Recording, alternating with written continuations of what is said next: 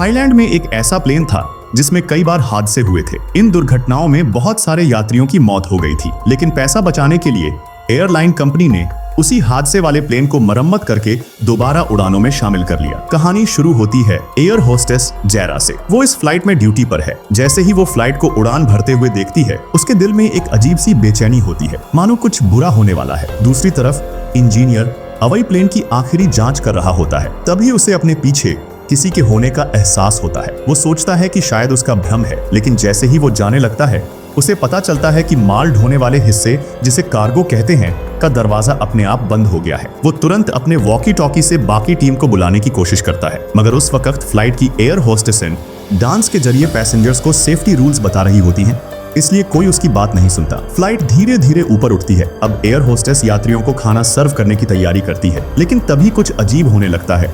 जहां बर्तन रखे जाते हैं, उस कैबिनेट में कुछ गड़बड़ दिखाई देती है। जैरा जैसे ही उस खाने के कैबिनेट को खोलने की कोशिश करती है, वो लाख कोशिश के बावजूद नहीं खुलता। तभी उसे कुछ याद आता है। पिछली बार जब प्लेन का एक्सीडेंट हुआ था, तब भी यही कैबिनेट नहीं खुल रहा था। ये सोचते ही उसकी बेचैनी और बढ़ जाती है। गुस्से में आकर वो जोर से एक मुक्का मारती है और कैबिनेट का दरवाजा खुल जाता है। उसी समय जैरा को अपने पीछे अचानक ठंडी हवा का एहसास होता है। जब वो पलटकर देखती है तो कुछ अजीब सा महसूस करती है, लेकिन कुछ साफ साफ दिखता नहीं। फिर वो जैसे ही पैसेंजर केबिन में आती है, दो यात्री घबराकर उसकी तरफ देखते हैं। उन्होंने देखा कि जैरा के पीछे जमीन पर दो जूते के निशान चल रहे हैं, लेकिन पीछे कोई इंसान नहीं था। इससे वो समझ जाते हैं कि इस फ्लाइट में कोई अशुभ आत्मा है। डर के मारे वो तुरंत मंत्र का जाप शुरू कर देते हैं। उधर फ्लाइट एक खतरनाक तूफानी इलाके से गुजर रही होती है। तेज बिजली और झटकों के बीच पूरा जहाज हिलने लगता है। इस सब के बीच कार्गो में बंद अवय अब ऑक्सीजन की कमी से बेहाल हो चुका है। उसे खड़े होने की भी ताकत नहीं बची है, लेकिन फिर उसकी नजर प्लेन की दीवारों पर जाती है। ये नया नवेला प्लेन धीरे धीरे जंग खाता,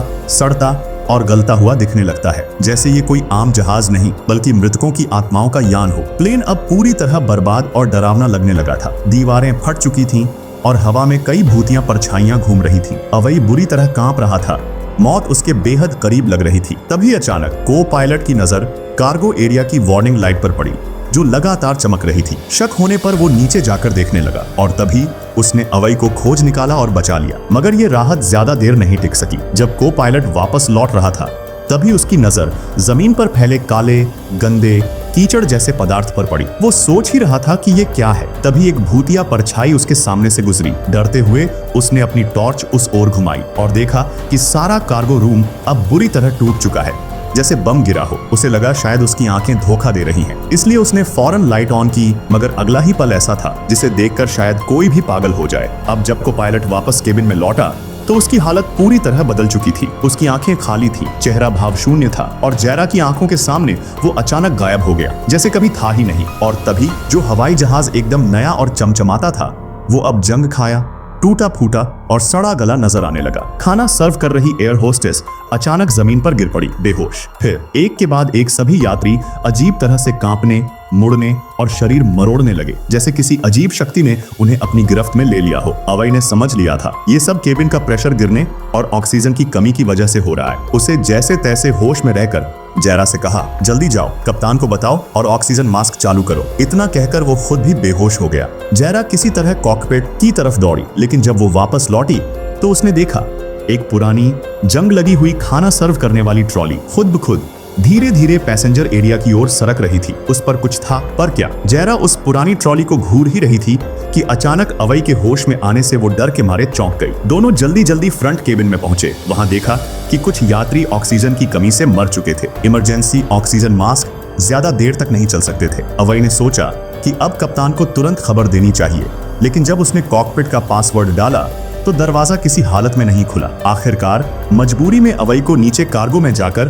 प्रेशर सिस्टम ठीक करना पड़ा। नीचे का हिस्सा अब पूरी तरह टूटा फूटा और डरावना हो चुका था। उनके पीछे भूतों की परछाइयां घूम रही थीं, पर दोनों को इसका एहसास तक नहीं हुआ और वो प्रेशर सिस्टम ठीक करने में लगे रहे। कुछ ही देर में जैरा को ऑक्सीजन की कमी महसूस होने लगी और वो धीरे धीरे बेहोश होने लगी। बेहोशी की हालत में उसे दिखा कि अवई के चारों ओर कई भूत खड़े हैं। उधर कैबिन में एक बार फिर वही जंग लगी ट्रॉली सामने आ गई। सभी यात्री डर से कांपने लगे। सिर्फ अजी हिम्मत करके आगे बढ़ा। उसने धीरे से ट्रॉली को धक्का दिया। कुछ नजर नहीं आया, पर जैसे ही वो पलटा, ट्रॉली गायब हो चुकी थी। तभी उसकी गर्लफ्रेंड तेज झटकों में तड़पने लगी।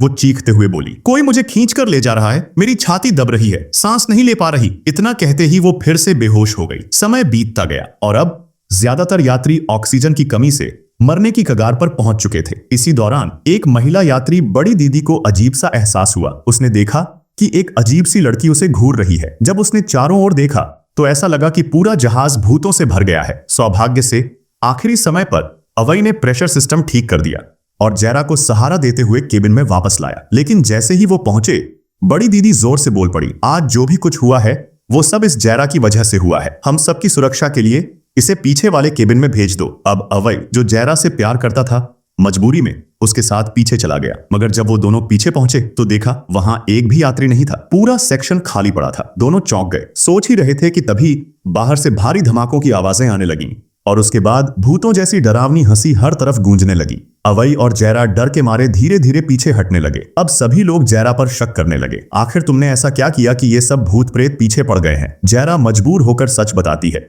10 साल पहले वो एक ऐसी ही विमान दुर्घटना का हिस्सा बनी थी। तब भी सभी यात्री अचानक पागल हो गए थे और आखिर में सिर्फ वही जिंदा बची थी। अब उसे एहसास होता है कि ये वही जहाज है जो 10 साल पहले क्रैश हुआ था। उसने टॉर्च से दरवाजे पर रोशनी डाली। वहां गीली उंगलियों के डरावने निशान दिखाई दे रहे थे। उसी समय 3 मरी हुई एयर होस्टेस की आत्माएं सामने प्रकट हो गईं। सब डर के मारे भागने लगे। एक लड़की पीछे गिर पड़ी। अजी ने पहले खुद को बचाने की कोशिश की, लेकिन रास्ता एक मरे हुए कपल ने बंद कर दिया था। जब वो पलटकर अपनी गर्लफ्रेंड को ढूंढने गया, वो पहले ही किसी दुष्ट आत्मा के कब्जे में आ चुकी थी। अजी ने पहले एक घूंसा मारा, फिर पास रखा फायर एक्सटिंग्विशर उठाया और पीट पीट कर उसे मार डाला। बाद में सभी फिर से इकट्ठा हुए। बड़ी दीदी ने देखा कि उसकी बेटी गायब है। फैसला हुआ, अब वही कुछ लोगों को लेकर कार्गो एरिया में जाएगा ताकि कॉकपिट का दरवाजा तोड़ने के लिए औजार ला सके। और बड़ी दीदी एक भिक्षु मोंक के साथ बेटी को ढूंढने निकली। रास्ते में उन्हें एक बूढ़ी औरत की लाश पड़ी दिखाई दी। मोंक ने उसकी आत्मा की शांति के लिए कुछ पढ़ना शुरू किया, लेकिन तभी वो बुढ़िया अचानक उठ बैठी और सीधे बड़ी दीदी पर हमला कर दिया। दीदी ने उसे जोर से लात मारी, क्योंकि भय में इंसान पागल भी बन सकता है। अब वो गुस्से से भर चुकी थी। वो दौड़ती हुई किचन ट्रॉली की ओर गई और बुढ़िया को खत्म कर दिया। पर अब दीदी की नजर में मोंक भी भूत बन चुका था। उसका दिमाग पूरी तरह हिंसा और वहम में उलझ गया था। उसने इसी वहम के चलते मोंक को भी ढेर कर दिया। तभी एक मासूम महिला और एक एयर होस्ट मदद के लिए आए, पर दीदी ने उस महिला के सिर पर बोतल मार दी। वही मौत हो गई। एयर होस्ट डरकर कार्गो में भागा, बाकी लोगों को खबर देने। उधर अवई और टीम जब औजार ढूंढ रहे थे, 3 लंबी टांगों वाली भूत एयर होस्टेस ऊपर से उतरी। चारों तरफ से घिरे होने पर सबने आंखें बंद करके खड़े रहना ही सही समझा, क्योंकि भूतों की आत्मा अगर मन में डर न हो तो नुकसान नहीं पहुंचा सकती। लेकिन तभी अजी ने जल्दी आंख खोल दी। उसने जैसे ही पीछे देखा, उसका मानसिक संतुलन पूरी तरह बिगड़ गया। वो पागलों की तरह कुल्हाड़ी लेकर सब पर वार करने लगा। इसी बीच वो एयर होस्ट जो पहले भागा था वहां पहुंच गया। अब सबको धीरे धीरे समझ आने लगा कि ये दुष्ट आत्माएं इंसानों के डर से ताकत लेती है। इसलिए सभी ने अपने डर पर काबू पाया और वापस कैबिन की ओर लौटे। मगर अब वहां हर कोना भूतों से भरा हुआ था। सबने डर को निगलते हुए धीरे धीरे आगे बढ़ना शुरू किया। अचानक रास्ते में फिर वही भूतों की दीवार खड़ी हो गई। अजी को लगा कि ये आत्माएं उन्हें नुकसान नहीं पहुंचा सकती, पर अगले ही पल वो सीधा नर्क में पहुंच गया। उसे मारने वाली और कोई नहीं बल्कि वही बड़ी दीदी थी, जो अब पूरी तरह दुष्ट आत्मा के वश में आ चुकी थी और एक खूनी मशीन बन चुकी थी। उसी समय विमान एकदम से झुकने लगा। भारी भरकम ट्रॉली तेजी से फिसलती हुई यात्रियों की ओर बढ़ी। उस पर रखे चाकू छुरे हवा में उड़ने लगे और एक सीधा जाकर दीदी के सीने में घुस गया। वो वहीं बेहोश होकर गिर पड़ी। मगर भूतों का असली निशाना था जैरा। भयानक डर के माहौल में जैरा आखिरकार सच बोलने पर मजबूर हो गई। उस भयानक क्रैश के दिन मैं बहुत डर गई थी, इसलिए मैंने खुद को कॉकपिट में बंद कर लिया। जब मेरे साथी बाहर से दरवाजा खोलना चाह रहे थे, मैंने उन्हें अंदर नहीं आने दिया, और जब उन्होंने जबरदस्ती दरवाजा खोलने की कोशिश की, मैंने गेट खोलकर एक क्रू मेंबर को सीधा कुचल डाला। ये सब बताते हुए जैरा फूट फूट कर रोने लगी। लेकिन तभी मरी हुई दीदी फिर से उठ खड़ी हुई। उसने गुस्से में जैरा का गला पकड़ लिया, उसे धीरे धीरे घोंटने लगी। उसी वक्त प्लेन अचानक तेजी से नीचे गिरने लगा। एक बार फिर वही ट्रॉली फिसलती हुई आई। इस बार सीधा दीदी को उड़ा ले गई। अब सबने मिलकर कॉकपिट का दरवाजा तोड़ दिया। अंदर देखा तो पायलट पहले ही मर चुका था। अवई ने जल्दी से कंट्रोल संभाला और जैसे तैसे प्लेन को स्थिर किया। जैसे ही विमान जमीन के पास पहुंचा, वो पुराना टूटा फूटा प्लेन अचानक फिर से नया हो गया। नीचे उतरते ही रेस्क्यू टीम आ गई। अवई और बाकी बचे यात्री सफलतापूर्वक बचा लिए गए। लेकिन एक बात सबको चौंका गई। जैरा अब भी प्लेन के दरवाजे पर खड़ी थी पर बाहर नहीं आ रही थी। तभी एक रेस्क्यू वर्कर उसके शरीर से होकर गुजर गया। सब समझ गए जैरा मर चुकी है। वो तो उसी लड़ाई में बड़ी दीदी के हाथों मारी जा चुकी थी और अब उसकी आत्मा हमेशा के लिए इसी विमान में फंस चुकी है। उसने अपने पुराने पापों का अंत में हिसाब चुकता कर दिया। बाद में इस 407 नंबर वाली फ्लाइट को एयरलाइन ने हमेशा के लिए बंद कर दिया और उसे गोदाम में रखवा दिया गया। कसम खाई गई कि ये प्लेन दोबारा कभी नहीं उड़ाया जाएगा। क्या आपने कभी किसी फ्लाइट में सफर किया है या करने वाले हैं? कमेंट में जरूर बताएं। वीडियो अच्छी लगी हो तो लाइक, शेयर और सब्सक्राइब कर लीजिए। धन्यवाद देखने के लिए।